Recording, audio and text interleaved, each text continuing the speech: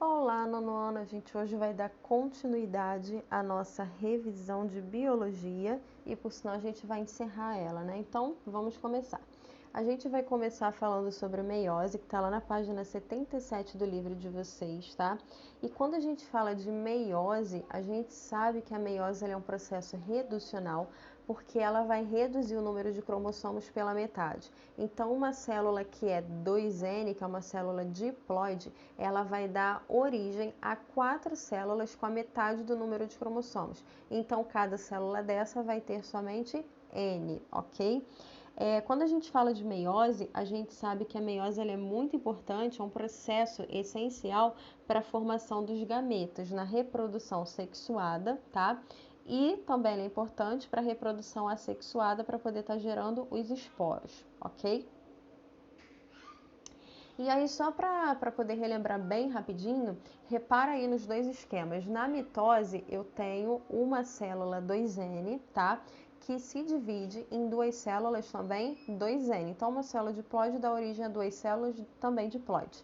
No caso da meiose, repara que eu tenho uma célula 2N e ela vai dar origem, como eu falei, a 4 células do tipo N, tá? Então, o processo reducional onde eu tenho a metade do número de cromossomos para cada célula, essencial no caso da reprodução. Já a mitose, ela é muito importante para o caso do crescimento, para o caso da renovação celular, ok? Depois disso, nós fomos lá para o capítulo 6, né? Onde nós falamos sobre algumas teorias de origem da vida, né? E nós falamos da teoria da biogênese e da abiogênese.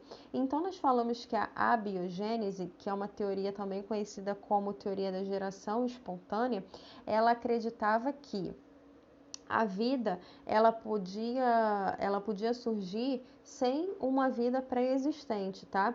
Então, por exemplo, quando você tinha um resto de matéria orgânica, um resto de alimento que surgia larvas, né? Ou você tem um monte de lixo acumulado que vai atrair, por exemplo, ratos para se alimentar daquilo, eles acreditavam que esses restos, essa sujeira, davam origem a esses animais, tá? Essa era a teoria da abiogênese, tá?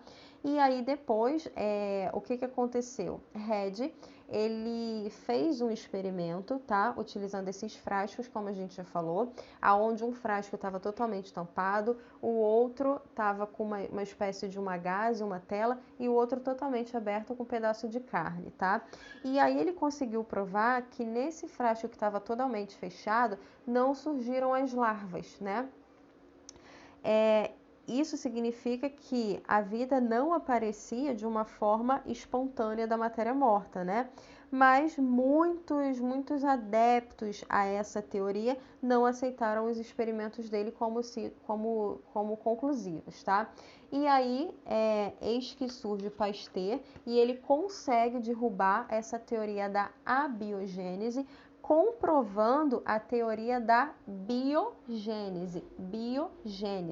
A teoria da biogênese diz que para que possa existir um novo ser vivo, você precisa de uma vida pré-existente, que é aquela que vai dar origem a ele, tá? Então, com esse experimento aí de pescoço de cisne, ele conseguiu derrubar a teoria da abiogênese e comprovar a teoria da biogênese, ok?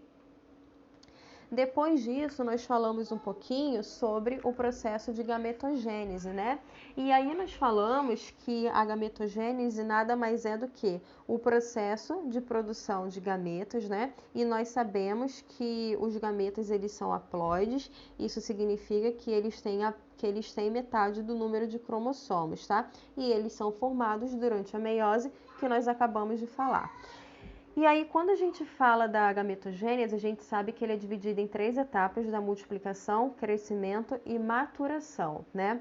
Quando a gente fala da multiplicação, são feitas várias mitoses nas células germinativas, né, dentro das gônadas, e acaba gerando um grande número de gônias, que são chamadas de espermatogônias nos testículos e ovogônias nos ovários. O crescimento é uma fase em que essas gônias se desenvolvem e elas vão estar se transformando em citos 1, ou também chamados de citos primários, né, que são espermatócitos 1 e ovócitos 1. E por último, a fase da maturação corresponde nesse caso à meiose, tá? Então, lá no final da primeira divisão meiótica, também chamado de citos 2 ou secundários, que são os espermatozoides 2 e ovócitos 2, e ao final da meiose, os gametas, ok? E aí nós vimos, inclusive, os dois esquemas, né, tanto da espermatogênese quanto da ovulogênese. Depois nós falamos um pouquinho sobre a questão da embriologia. Então nós sabemos que a embriologia é um ramo da biologia que vai estar estudando a formação e o desenvolvimento do embrião, certo? E aí nós falamos sobre as fases iniciais desse desenvolvimento embrionário, né? Nós falamos da segmentação e da clivagem, da gastrulação e da organogênese. E por último, né, nós falamos sobre as células tronco, né?